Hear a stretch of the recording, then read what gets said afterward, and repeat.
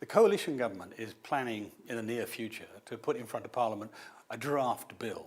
It's called the Communications Development Programme and Communications Capability Development Programme, but we call it, I'm afraid, the Snoopers Charter.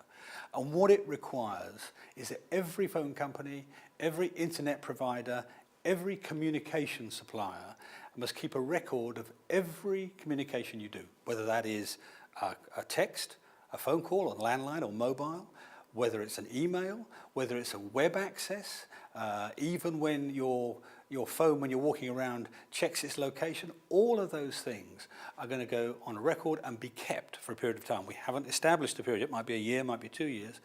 And that huge database, or series of databases, one per provider, is going to be required to be kept.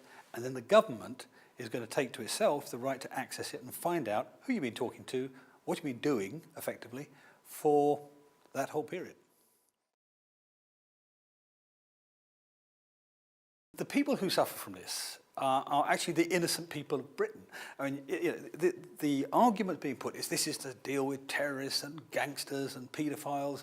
Actually, they're not the people who are going to be caught by this, because they're going to have, prepaid SIMs, and they're going to go to internet cafes, and they're going to use proxy servers, and they're going to find 100 ways around it. The people who are going to be caught by it are the 60 million innocent people. And so this is absolutely a classic policy which the public at large ought to engage on and tell their MPs, we don't like this. This is our privacy you're interfering in. This is the sort of thing the Stasi did, not the sort of thing we expect a British copper to do.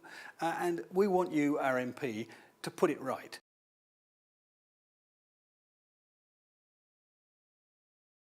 I mean, first thing, to be rational and clear about it. Recognise that people worry about security.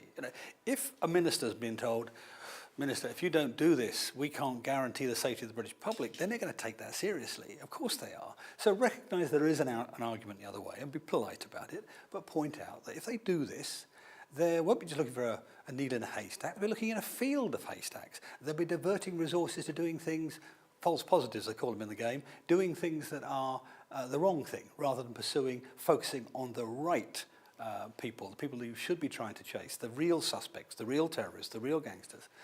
And when it comes down to it, at the end of the day, says, this is not just about my freedom, this is actually about my security. And tell them that when the German Supreme Court overruled a bill just like this and struck it out in Germany, what actually happened was the effectiveness of the police in clearing up internet crime improved, didn't get worse, and demonstrates just too clearly how this sort of what sounds like a good idea from a spook's point of view actually can waste resources, waste money, damage security, as well as undermining our privacy.